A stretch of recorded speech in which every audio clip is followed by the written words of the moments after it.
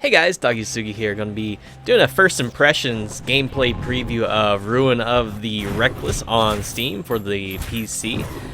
So my friend brought this game to my attention, and I was able to get a copy, and it looked really fun. I like this whole style of roguelike games, fast-paced, It kind of reminds me a little bit of Enter the Gungeon and what are those other games? Nuclear Throne, kind of games like that, and I love those styles of games. And this one has its own distinct feel from those games, and it's a very refreshing kind of game to play. It's more melee-centric, even though you do have ranged spells, and it's a little bit unforgiving with the difficulty. I've got a lot of easy cards on for this run through right here, and I still haven't gotten to the final boss. I was going to do a full review, but man, I've just tried, and I've gotten so far, but just haven't quite made it to that final boss yet. So I can't give a full review without, beating the game, in my opinion. I mean, it's challenging. I love the challenge behind it. I love the variety behind it. You got all kinds of weapons. I felt like the rapier, which is what I'm using here, is the most useful weapon in my opinion, but I'm sure there's more power to the others. There's more benefits in some regards to the others, but the rapier, I mean, it just helped me move around so often, and sometimes to my peril, actually. Sometimes to my peril.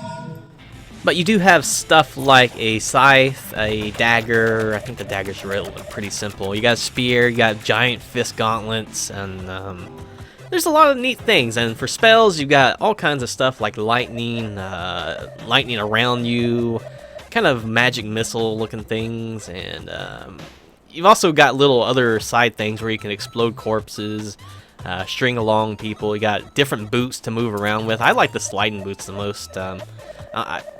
From my experience in the game so far, the sliding boots keep me alive the best.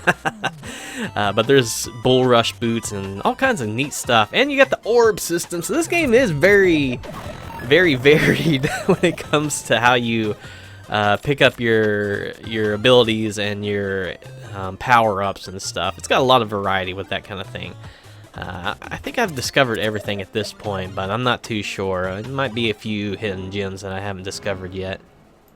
There's also a pretty good variety of enemies. A lot of times you'll be dealing with these little bouncy guys or these giant black things which only have ranged attacks. But there's an occasional mini-boss which is pretty crazy. Mini-bosses, I think they look like you a little bit, but they cast spells and they dash around, zip around just like you do. They're pretty scary. But the enemy variety, I feel like it's really fun. Really fun and engaging. You also got traps on the maps and stuff, and there's actually a card. There's so many things in this game. There's a card where I put on during this run that gives more traps and less enemies. I think, I can't remember. It was like a balance card, but there's cards that make the game even more challenging. And it's just overall a good time. I think it's a really fun game, so I'm just kind of impressed. Also has local co-op. That's one bad thing about it, I think. If this had online co-op, it would be so good. You can do 2-player local co-op and that's a really good thing too. But if it had online co-op, I think that would put it up a notch, and that would be really pleasing. And unfortunately, that's not the case. But if you do have a friend, you can play on your gamepad. You can play on your friend can play on a keyboard. I don't know how it handles 2 gamepads. Unfortunately, I don't have 2 gamepads to hook up at the moment. I've only got my Xbox One controller, and this game does support controllers. And I felt like it was kind of best to play with a controller. Usually, I'm of the mouse and keyboard variety kind of player. But for this game, I really liked the controller better. I tried both versions, and the controller felt much better to me. It felt a lot cleaner, and I felt like I had more control with the controller. That's an unusual thing for me to say, because I love my keyboard and mouse, but I did have a lot more control with the controller. And you can see the controls. It's like got the whole twin stick kind of dynamic to it. where you're moving around with one movement and you're aiming with your right stick if you're using the controller, or you're aiming with your mouse if you're using the keyboard and mouse. And you know, it's overall fun. You can see I'm using Corpse Explosion here. I got the Corpse Explosion ability right there, so I'm trying to use that strategically. Got my rapier. You probably won't see me using much more than a rapier in this video. And I'm checking my orbs.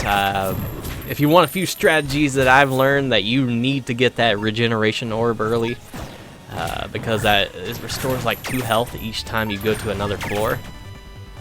So I feel like that was very important for me to have, because I would usually take at least 1 damage or more on a lot of these floors, and when I got to the higher floors, I would end up taking a lot more damage and dying. And here's another bad thing about the game now.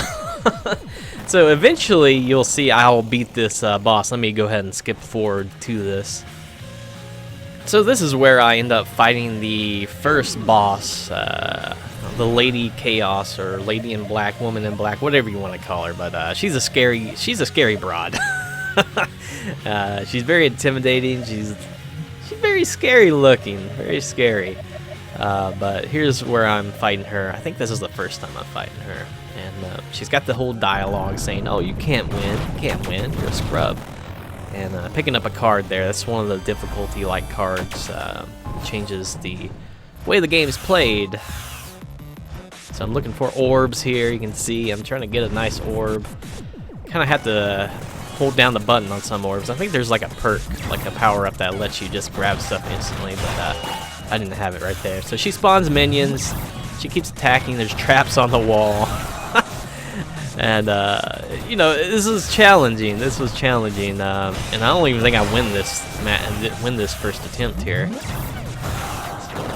I don't even know. I haven't even seen that black guy, the black and red guy, during the regular maps either. I've seen plenty of the little tentacly guys there, but yeah, there I go. I'm dead, right? So here's my option. I can start from the very first floor or start from the first shop. So if I start from the first shop, you can see it puts me way down. I have a lot more floors to climb again. Checkpoints are brutal in this game.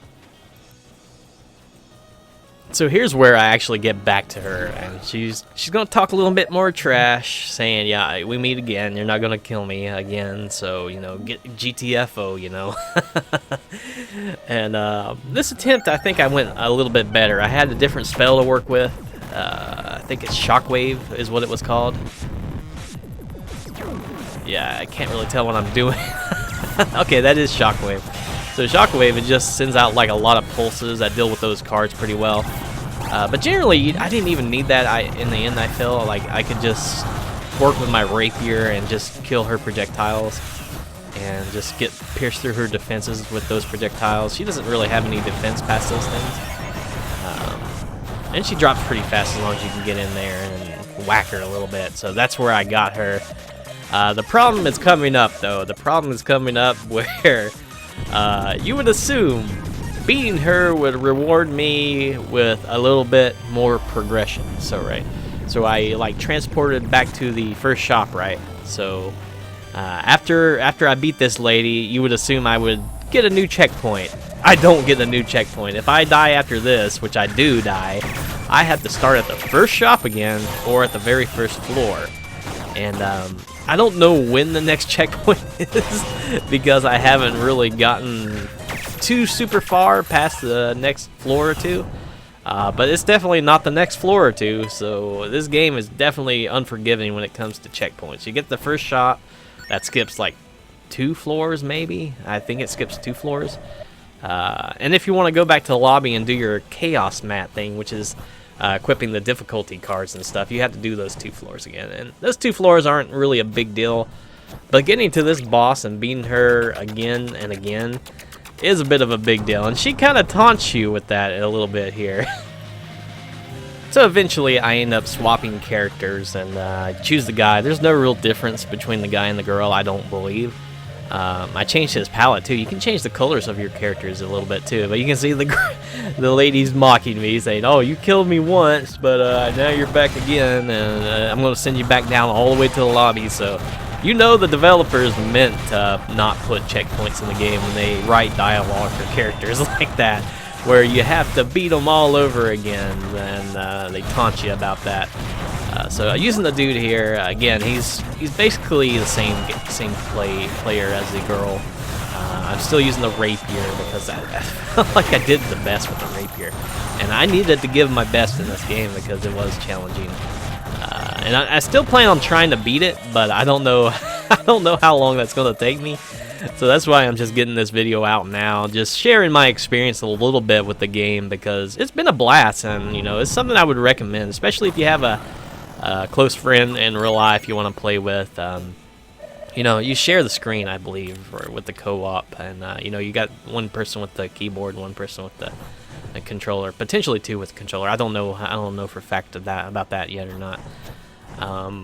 But yeah, I'm gonna keep the gameplay rolling just a minute here to show you what the later floors past the woman in black look like. So she's the first mini boss, and I don't know what I was doing here. I guess I was looking for the way up there. And that's another thing about the maps that I didn't mention. You don't have to kill every monster on the map to advance. You just have to find the key and then get to the platform. And that's what I found myself doing a lot. And here's your shop system. Getting the Zenny, I think it's called Zenny in this game, isn't too big of a deal. There's power-ups that, of course, give you more Zenny. Like, I think it's called Scavenger, where you get more Zenny for killing monsters. And I usually just bought the regeneration orb if I saw it on sale. I didn't really need to buy my weapon because I had a card that always preserved my rapier with the slide boots, which was nice. I think it was called, like, Dragon, something like that. I don't remember, but you can equip a card on your player to sometimes retain weapons, so it helped out a lot. So this is where the map starts getting chaotic. The swords clash together if another character, like the sprite-looking lady, or I'm not even sure what those are actually. They look like bees or something, but I think they have spears, and if your attack goes off at the same time as the enemies that has like a physical attack, you'll just clash. You won't kill them or damage them. But I thought that was interesting, and it's kind of hard to fight those characters, the little flying sprite things, with something like a spear, where we'd always just clash. And then I had the rapier, which I just, you know, thrust forward, and they didn't really have a chance, and I could punish through. I could whiff punish them like I was playing Street Fighter. But yeah, it was fun. It's overall a really good game. I just wish I could have been good enough to gotten to the final boss for this video, but I did want to get the video out and show you guys a little bit about the game. So you can see I'm barely even halfway to the top boss, and I don't even know if there's anything beyond that. That's what I'm thinking. I don't even know if there's something beyond that. Maybe you gotta fight your mirror self. Maybe you gotta fight your co-op partner or something like that. Go all Streets of Rage style with the final boss, offering your co-op partner the opportunity to turn on you to work for them. The story in the game, I guess I didn't talk much about that. I guess the whole story is you're a spirit climbing the tower. I didn't really pick up much on the story, really. Oh crap, you can see I'm just dying the traps and stuff here. This was a pretty scary part of the map here. But yeah, the story, I didn't really see much about it. I think this guy's name is Stargrove or something like that. I'm not sure the name of the girl. But yeah, you're like a dead spirit, and that's why your whole spawning thing, you can theoretically, I guess, story-wise, you're not really dying every time you die, but every time you die, the enemies usually come up to you and say something mean, like, all that's left is the clicking, or you are a great opponent, muchacho, something like that. So I'm just gonna let this roll for a little bit here until I die, and then you'll see that brutal first floor checkpoint catch me. So what am I on here? I can't tell. It's something like floor 13, something like that. You can see the 1, 2, 3, blah blah blah. Yeah, this looks like the one where I die. I think this is the one where I die. Got that old man running around throwing mines down. Luckily the mines don't insta-explode, but if you do happen to get caught on them, you're gonna take damage. See, my health is a little bit higher from the easy cards I put on. So I did put a lot of easy mode attributes on, like more money, I think. Oh, yeah, and then you got these slimes who steal your freaking weapon that you got to get back from them before they swallow it or digest it or whatever. And it's a challenge. It's a challenge. It's a challenge. And you got trapped chests you got to avoid to get stuff out of. That one wasn't too bad. It was just a shock. If you didn't have something like slide boots, so you had a weaker version of boots, you would have been in trouble there. So down to 2 health there. And yeah, I just decided to get out of there and get to the next floor. Luckily, I had a shop and bought a bunch of health pots here. Bought a bunch of health pots. Guy's just like, oh, you're buying a lot of pots. Oh, by the way, with power-ups, the orb power-ups, you're limited to like 2 or 3 in the beginning, and you have to level up during the course of your run. So to get more orb power-ups, you have to level up and you'll get more orb slots. And then you gotta find the orbs. You can buy them or find them randomly on the map. And, you know, picking and choosing what orbs you use can be pretty important. Again, the regeneration orb was a must-have for me because I would take damage. But I'm sure there's going to be some crazy players out there who are so good at the game that they'll do hitless playthroughs, right? Maybe they'll even do damageless. No, you have to kill the woman in black, don't you? I'm pretty sure you have to kill her before you can. I don't know. Do you? I'm not even sure. I mean, it's a key system. You just advance key. I'm wondering if there's like a no-kill playthrough possible on this game. It would be super hard to do something like that, I would think, even if it was possible. So this is a rough looking map here, but I'm hanging in there. I'm bobbing and weaving, moving in and out. I have taken fencing in college, so I know a little bit about, you know, 15 feet dashes to stab people. So yeah, dealing with these sprites with the rapier is definitely the way to go. And I just took damage from that one dude. So the health is getting dangerously low at this point. 2 out of 7? 3 out of 7, my bad. Now it's 2 out of 7. I think I used a mini potion for a second there. If I would have probably been a little bit more cautious and not went so gung-ho into those spinning death windmill traps, would have probably went a lot better, but I digress. That was the end right there. And it starts me from the bottom. Blah. And that's when I got frustrated and hit the pause menu, and that was game over. But yeah, guys, overall, Ruins of the Reckless was a pretty darn good time. Ruin of the Reckless, pardon me. It's a pretty darn good time, and I had a blast playing it. It was very fun, very fun. I think I could still do a little bit more with it even.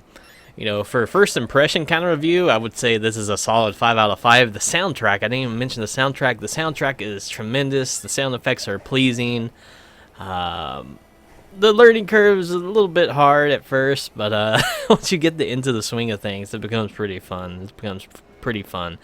I can't wait to see the final boss. That's gonna be a wild time. So that'll do it for today's video, guys. Hopefully you guys enjoyed the video. I thank you guys for watching, and I hope to see you next time.